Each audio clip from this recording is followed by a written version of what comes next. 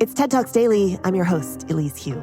We're at a moment when emergent AI technology is expanding so fast. You've seen it. AI language models are trained on a huge library of books and human-generated text. And as AI trains itself, is it acting more like a human brain and understanding language like we do? That's what neural networker Alana Fish explores in her 2023 talk from TED at Destination Canada after the break.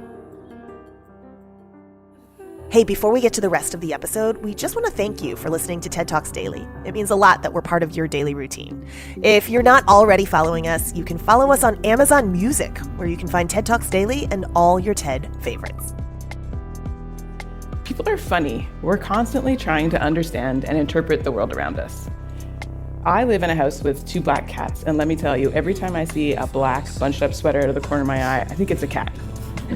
It's not just the things we see. Sometimes we attribute more intelligence that might actually be there. Maybe you've seen the dogs on TikTok. They have these little buttons that say things like walk or treat.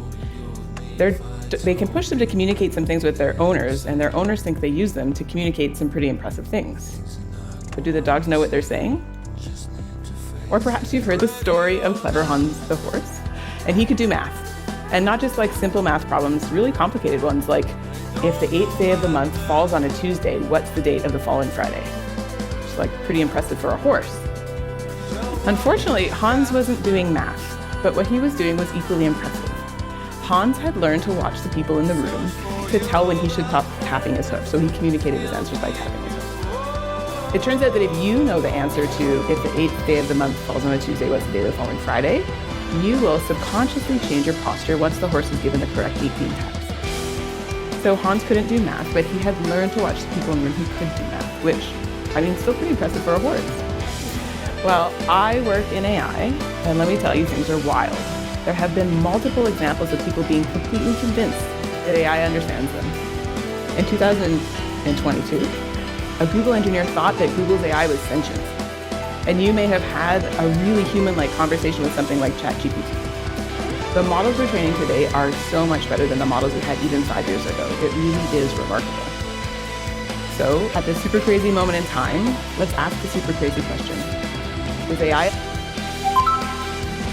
understand us, or are we having our own clever Hans moment? Some philosophers think that computers will never understand language. To illustrate this, they developed something they call the Chinese room argument.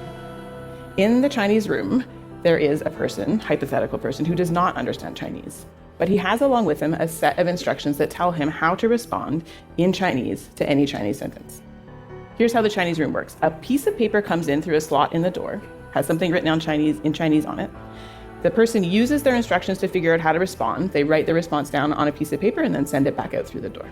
To somebody who speaks Chinese standing outside this room, it might seem like the person inside the room speaks Chinese. But we know they do not. Because no knowledge of Chinese is required to follow the instructions, performance on this task does not show that you know Chinese. So what does that tell us about AI? Well, when you and I stand outside of the room, when we speak to one of these AIs like chatgpt, we are the person standing outside the room. We're feeding in English sentences, we're getting English sentences back. It really looks like the models understand us. It really looks like they know English. But under the hood, these models are just following a set of instructions, albeit complex. How do we know if AI understands us? To answer that question, let's go back to the Chinese room again. Let's say we have 2 Chinese rooms. In one Chinese room is somebody who actually speaks Chinese, and in the other room is our imposter. When the person who actually speaks Chinese gets a piece of paper that says something in Chinese in it, they can read it, no problem. But when our imposter gets it again, he has to use his set of instructions to figure out how to respond. From the outside, it might be impossible to distinguish these 2 rooms, but we know inside something really different is happening. To illustrate that, let's say inside the minds of our 2 people inside of our 2 rooms is a little scratch pad. And everything they have to remember in order to do this task has to be written on that little scratch pad. If we could see what was written on that scratch pad, we would be able to tell how different their approach to the task is. So though the input and the output of these 2 rooms might be exactly the same, the process of getting from input to output completely different. So again, what does that tell us about AI?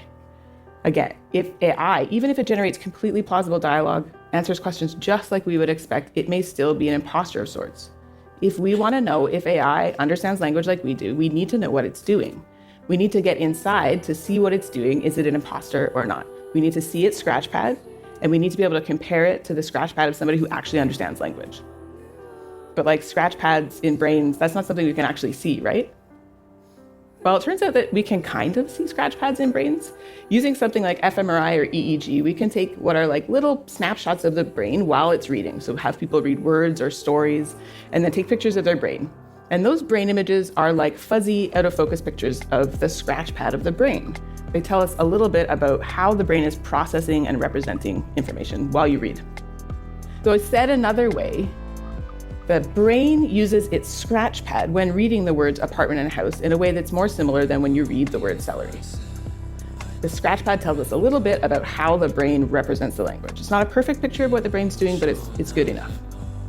Okay, so we have scratchpads for the brain. Now we need a scratchpad for AI. So inside a lot of AIs is a neural network, and inside of a neural network is a bunch of these little neurons. And we would like to know, what is the scratchpad of a neural network? Well, when we feed in a word into a neural network, each of the little neurons computes a number. And those numbers tell us something about how the neural network is processing language. Taken together, all of those little circles paint us a picture of how the neural network is representing language, and they give us the scratchpad of the neural network. Okay, great. Now we have two scratchpads, one from the brain and one from AI. And we want to know, is AI doing something like what the brain is doing? How can we test that? Here's what researchers have come up with. We're going to train a new model. That new model is going to look at neural network scratchpad for a particular word and try to predict the brain scratchpad for the same word. We can do it the other way around too. So let's train a new model. It's going to look at the neural network scratchpad for a particular word and try to predict the brain scratchpad. If the brain and AI are doing nothing alike, have nothing in common, we won't be able to do this prediction task. It won't be possible to predict one from the other. So we've reached a fork in the road, and you can probably tell I'm about to tell you one of two things. I'm going to tell you AI is amazing, or I'm going to tell you AI is an imposter. Researchers like you love to remind you that AI is nothing like the brain, and that is true. But could it also be that AI and the brain share something in common? So we've done this scratchpad prediction task, and it turns out 75% of the time, the predicted neural network scratchpad for a particular word is more similar to the true neural network scratchpad for that word than it is to the neural network scratchpad for some other randomly chosen word. 75% is much better than chance. What about for more complicated things, not just words, but sentences, even stories? Again, this scratchpad prediction task works. We're able to predict the neural network scratchpad from the brain and vice versa. Amazing. So does that mean that neural networks and AI understand language just like we do? Well, truthfully, no.